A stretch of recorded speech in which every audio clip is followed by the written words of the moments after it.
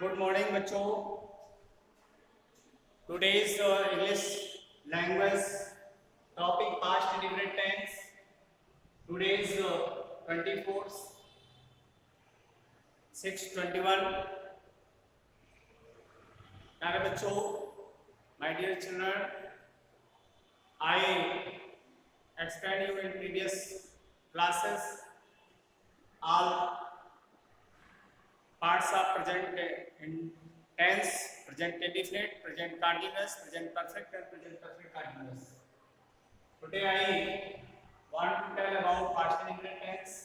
Past indefinite, past means अतीत, indefinite means अनिश्चित, tense means काल। कल मैंने बताया था what differences between tense and time। Tense और टाइम में क्या अंतर होता है। काल को हम समय से विभाजित नहीं कर सकते, यानी एग्जस्ट मिनट और सेकंड और आवर्स में इसको नहीं, जबकि टेंस आपका इससे रिलेटेड नहीं होता है, टाइम होता है। आइए पास्ट इंडेफिनिट टेंस का जो फॉर्मेट है वो इस तरह से बनेगा। सब्जेक्ट मेन वर्ब की second form plus object plus others यानी कॉम्प्लीमेंट्स। इसका ये अफर्मेटिव में है और निगेटिव में इसका फॉर्मेट इस तरह से बनता है। सब्जेक्ट डिड नॉट, ये बोथ सिंगुलर और प्लूरल, सब्जेक्ट सिंगुलर हो या प्लूरल हो दोनों में प्रयोग किया जाएगा। Main verb first form plus object plus others. इसका इंट्रोगेटिव बनता है। इंट्रोगेटिव का फॉर्मेट इस प्रकार से है, जो हेल्पिंग वर्ब है पहले आ जाती है helping verb plus subject. If negative है तो नॉट का यूज करेंगे, अदरवाइज नॉट यहां से रिमूव कर देंगे। मेन वर्ब की फर्स्ट फॉर्म है ऑब्जेक्ट एंड अदर्स यानी कॉम्प्लीमेंट। ये कंडीशन है इंट्रोगेटिव। अगर डबल इंट्रोगेटिव है तो क्वेश्चन वर्ड पहले आ जाता है। First of all question word, helping verb, subject first form plus object plus question mark plus question. ये फॉर्मेट है इसका। अगर इसके एग्जांपल इस तरह से लिखे हो, हरी gave me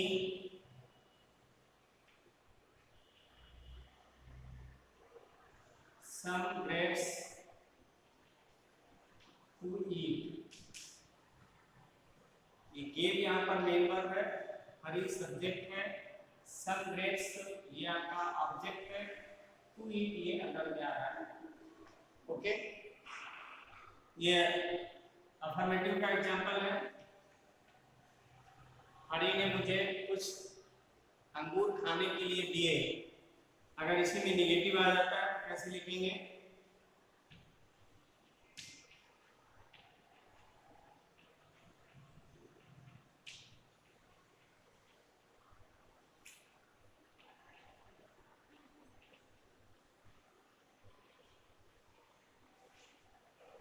Sita did not sing the melodious song. Sita ने एक मधुर गीत नहीं गाया। तो यहाँ पर डिड नॉट का यूज हो रहा है बोथ सिंगुलर और प्लूरल। इसमें पर्सन के अनुसार बॉन्डेज नहीं होता है। थर्ड इसका एग्जांपल दिया गया है, डिड यू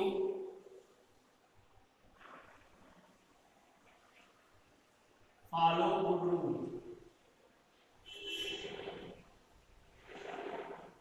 ये इंट्रोगेटिव सेंटेंस है। डबल इंट्रोगेटिव सेंटेंस में क्वेश्चन वर्ड पहले आ जाता है। What did you not remember anything. ये आपका इंट्रोगेटिव, डबल इंट्रोगेटिव। तो इसको ट्रांसलेट करना है आपको। और ट्रांसलेट करने में अगर कोई प्रॉब्लम आ रही है तो आपको मुझसे डिस्कस करना है. It is your responsibility to discuss me about any word, any sentence. कहीं भी किसी तरह का कोई भी अगर प्रॉब्लम आ रही है आपको, तो पार्टिकुलर मुझसे आप इस टॉपिक पर डिस्कस करेंगे.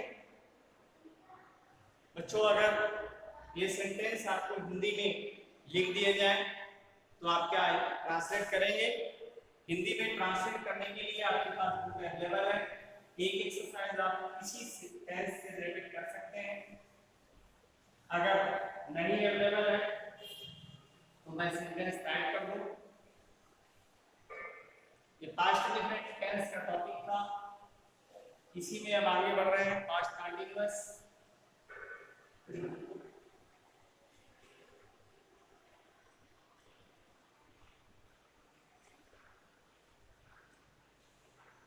पास्ट कंटीन्यूअस टेंस का फॉर्मेट क्या है?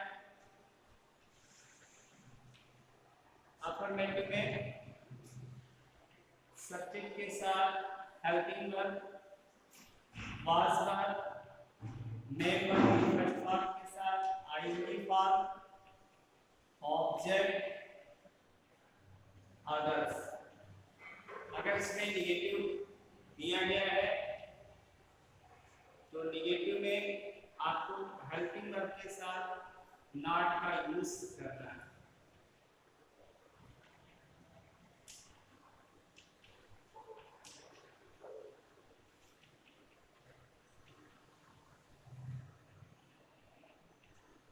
इंट्रोगेटिव में हेल्पिंग वर्ब पहले यूज करनी है.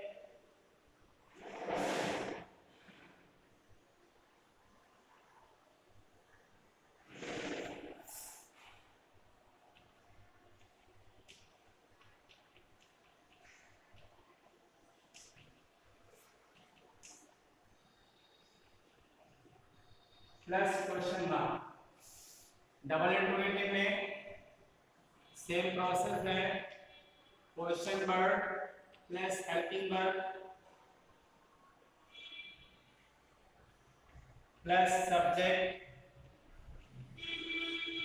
Main verb first form, ING plus object plus others plus question. Suppose that अगर हिंदी में आपको ट्रांसलेट करने के लिए दिया जा रहा है, कोई सेंटेंस हिंदी में आ गया है, उसको ट्रांसलेट करना है.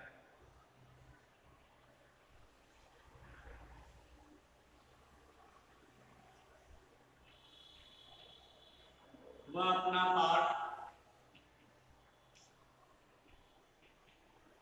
याद कर रहा था.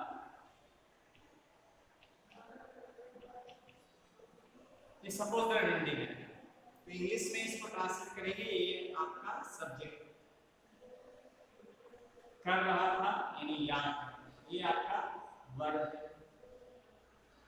ये इसमें पार्टिसिपल आईएनजी फॉर्म आ जाएगी वर्ब के साथ. अपना पार्ट ये आपका ऑब्जेक्ट है. तो रूल हमारा है सब्जेक्ट, वर्ब, ऑब्जेक्ट और अदर. ये लिखते हैं इसके. और हेल्पिंग वर्ब आएगी तो यहाँ पे सबसे पहले सब्जेक्ट लाएंगे. कौन याद कर रहा था? वह. अर्थात किया जाएगा. ये हमारा पर्सन और नंबर के अनुसार हमारा हेल्पिंग वर्ब यहाँ पे यूज होता है. सब्जेक्ट यदि हमारा सिंगुलर है तो वाज का यूज होगा. सब्जेक्ट हमारा प्लूरल है तो वर का यूज होगा. यहाँ पर भी सब्जेक्ट आपका सिंगुलर है इसलिए क्या प्रयोग करेंगे? वाज. मेन वर्ब क्या है? ये वर्ब है याद करना. याद करना यानी लर्न. स्पेलिंग क्या होगी? LEARN. इसमें आएंगी फॉर्म आ जाएगा लर्निंग. ऑब्जेक्ट क्या है? ऑब्जेक्ट में लिखा हुआ है अपना पार्ट. तो ही के साथ अपने के लिए क्या यूज करते हैं? पास्ट केस में his part lesson. He was learning his lesson. इस तरह से ट्रांसलेट किया जाए. ओके. इसका नेगेटिव अगर सेंटेंस सारा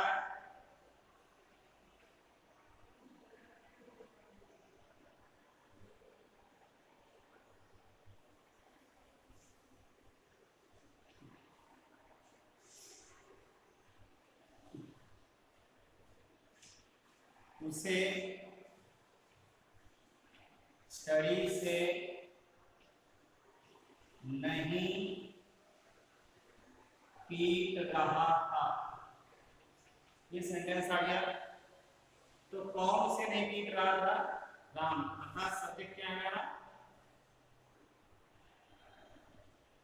इसके बाद इसका फॉर्मेट बना हुआ है हेल्पिंग वर्ब। इसके साथ में चूंकि ये पर्सन और नंबर के अनुसार यूज करते हैं, सिंगुलर है इसलिए क्या प्रयोग करेंगे? वाज। इसमें नहीं का सेंस आ रहा है, निगेटिव है, तो सब्जेक्ट के मेन वर्ब के पहले हम नॉट का यूज करेंगे। इसके बाद मेन वर्ब आ रहा है पीटना। पीटने की स्पेलिंग क्या होती है? बी। इसमें आईएनजी फॉर्म है, बीटिंग हो जाएगा। उसे, ये ऑब्जेक्ट है, ऑब्जेक्ट यूज करेंगे उसे। फिर उसी के लिए क्या लिखते हैं? हिम। अब ये वर्ड जो आपका आ रहा है ये अदर्स में जाएगा, तो अदर्स में क्या लिखेंगे? With stick. ये सेंटेंस है। इसका नेगेटिव सेंटेंस बन गया। इसका इंटरोगेटिव सेंटेंस लिखना है। क्या हरी कक्षा में शोर मचा रहा था? क्वेश्चन मार्क है। तो ये सब्जेक्ट आपका है हरी, इसी के अनुसार इसका हेल्पिंग वर्ब बनानी है। तो यहाँ पर सपोज दैट हमने यहाँ हरी हटा दिया और इस जगह हमने एक प्लूरल वर्ड यूज कर दिया, यहाँ पे लिख दिया वे। अब वे प्लूरल है तो इसके अनुसार हम वाज या वर्ब का प्रयोग करते हैं, सिंगुलर के साथ वाज और प्लूरल के साथ वर्ब। तो यहाँ हेल्पिंग वर्ब में क्या यूज करेंगे? वर्ब। क्यों? ये प्लूरल वर्ड लिखा है they. Helping verb subject, helping verb के बाद सब्जेक्ट आ गया। इसके बाद मेन वर्ब लाएंगे शोर मचाना। में आईएनजी इसमें इंक्लूड होगा, मेकिंग। शोर की होती है अ नॉइज इन द क्लास।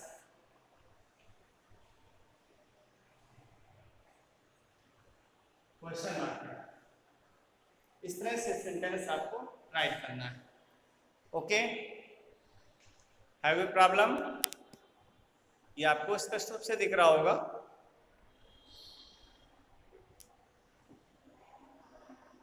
हाँ, ये दिख रहा होगा। ये लिखा हुआ है were they making a noise in the class, last में दिख रहा है। अब इसके बाद आपको देखना है ये कंटीन्यूअस कंप्लीट हो गया है। अब हम चलते हैं परफेक्ट की ओर चलते हैं। परफेक्ट क्या है? जैसा मैंने बताया था, परफेक्ट मींस होता है पूर्ण।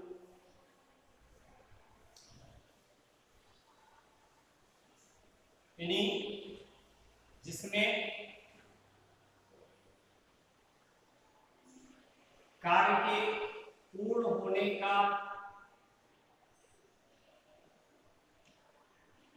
बोध हो। The tense which give us a proper sense to complete the work is called past perfect tense. इसका भी फॉर्मेट आपको बनाना है। आइए फॉर्मेट देखते हैं। अफर्मेटिव में सब्जेक्ट के साथ head, main verb third form use करते हैं, ऑब्जेक्ट लाते हैं। ये पहला है।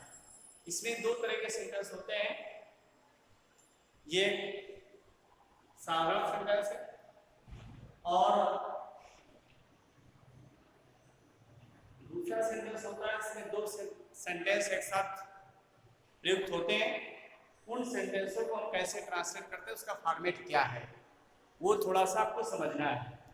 उसके समझने के लिए देखिए अफर्मेटिव में ही हम लिख रहे हैं subject plus head plus main verb third form plus यहाँ पर बिफोर का यूज होगा, प्लस सब्जेक्ट और इसके बाद आ जाएगा plus MD second plus others अगर यूज है, अदरवाइज कोई नीड नहीं है। ये आपका सेकेंड है इसका फॉर्मेट अफर्मेटिव का, ये फर्स्ट फॉर्मेट है।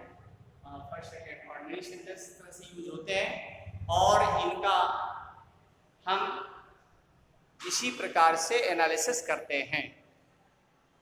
आइए इसमें एग्जाम्पल के द्वारा समझ लेते हैं कि कैसे इसको हम ट्रांसलेट करते हैं, इसकी क्या प्रोसेस है, कैसे ट्रांसलेट करना है, कैसे किया जाता है, इस पर हम फोकस कर लेते हैं।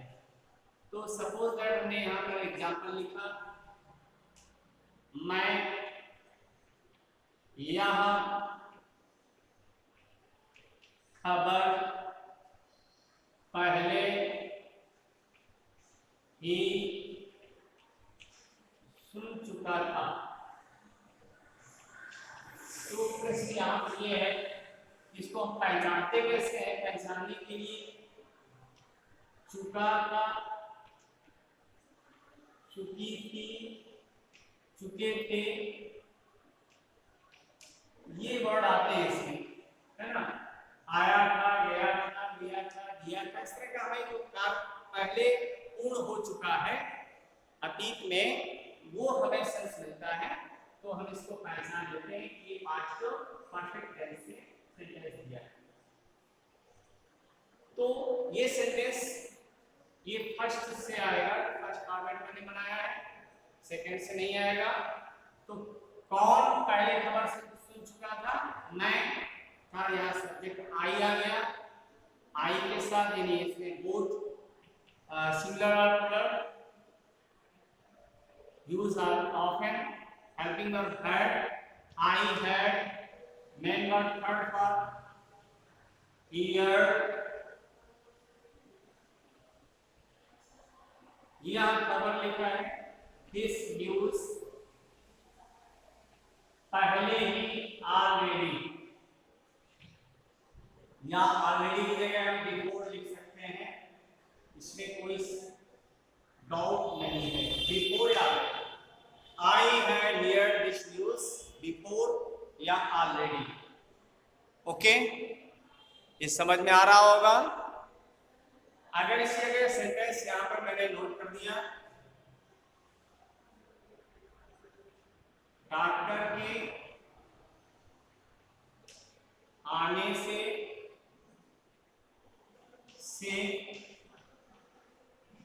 पहले रोगी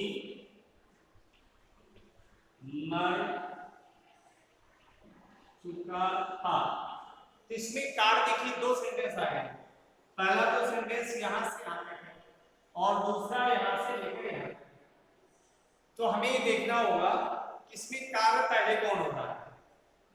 कार्य पहले हो रहा है रोगी मर चुका था, ये सेंटेंस में बता रहा है ये पास्ट परफेक्ट में जाता है।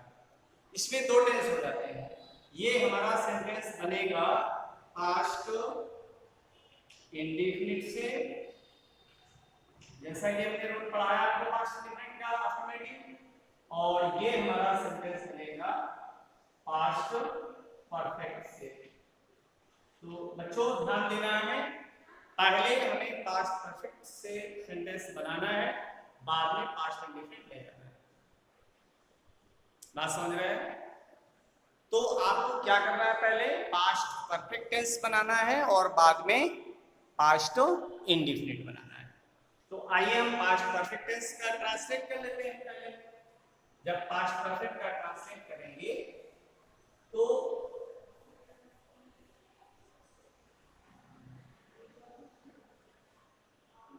देखिए पास्ट परफेक्ट का ट्रांसलेट कर रहे हैं तो यहां पर आ रहा है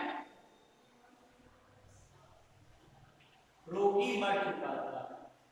तो यहां सेंटेंस को हम इस तरह से राइट करेंगे, द पेशेंट, तो ये रोगियों के लिए आ गया। कौन मर चुका था? रोगी, सब्जेक्ट आ गया। और हमें पास्ट परफेक्ट टेंस से बनाना है, तो इसलिए साथ हेल्पिंग वर्ब यूज करेंगे हैड, इसकी थर्ड फॉर्म लेंगे डाइड, रोगी मर चुका था। पहले के लिए क्या लिखते हैं बिफोर, अब क्या सब्जेक्ट आ रहा है डॉक्टर, यहाँ पे क्या लिखेंगे डॉक्टर, डॉक्टर को शॉर्ट फॉर्म में सर्च लिख देते हैं डीआर। आने से यानी पास्ट इंडिफिनिट टेंस है, तो पास्ट इंडिफिनिट टेंस में हमने पढ़ाया आपको वर्ब की सेकंड फॉर्म यूज होती है ना, तो कम केम कम इस तरह से फॉर्म चलते हैं, तो कम का सेकंड फॉर्म क्या होगा केम, तो यहाँ पे हम क्या लिखते हैं केम। सेंटेंस क्या बना the patient had died before doctor came. Okay, इसमें कोई प्रॉब्लम हो रही है? बोलो बोलो बच्चों। अच्छा, इसी में एक सेंटेंस और भी हम लिख रहे हैं जिसमें पहले आया तो हमने बिफोर लिखा, अगर बाद में आता है तो उसको ट्रांसलेट कैसे करते हैं, इसके लिए हम सेंटेंस लिख रहे हैं देखिए ध्यान से।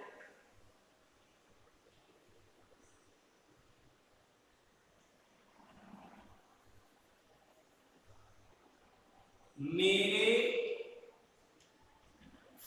स्टेशन पहुंचने के बाद, मेरे स्टेशन पहुंचने के बाद रेलगाड़ी आई थी, रेलगाड़ी आई थी या आ चुकी थी। कहने का तात्पर्य है कि मैं स्टेशन पहुंच चुका था, इसके बाद रेलगाड़ी आई। समझ गए ना? तो इसमें भी हम ट्रांसलेट कैसे करेंगे ये आपको मालूम होना चाहिए। पहले कार्य कौन सा हो रहा है स्टेशन पहुंचने का, और बाद में रेलगाड़ी के आने का।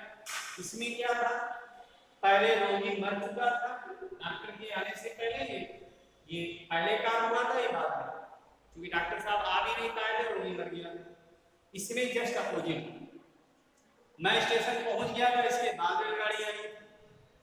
तो ये सेंटेंस जो हमारा बनेगा वो किससे बनेगा मालूम होना चाहिए।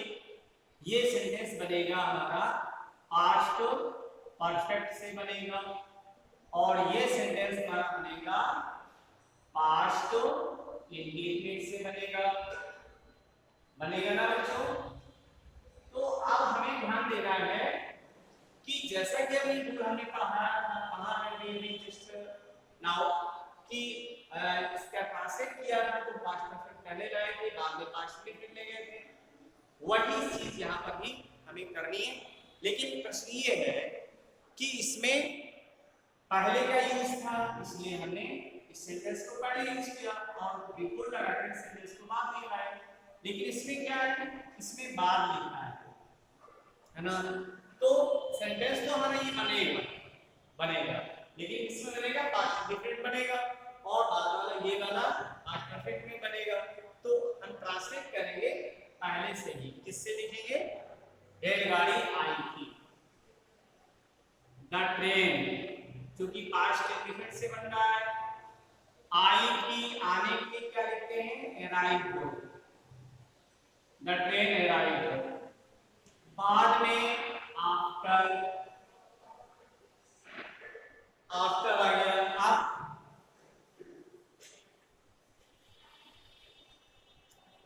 अब ये सेंटेंस लाएंगे तो किस में जाएगा, पास्ट परफेक्ट में जाएगा।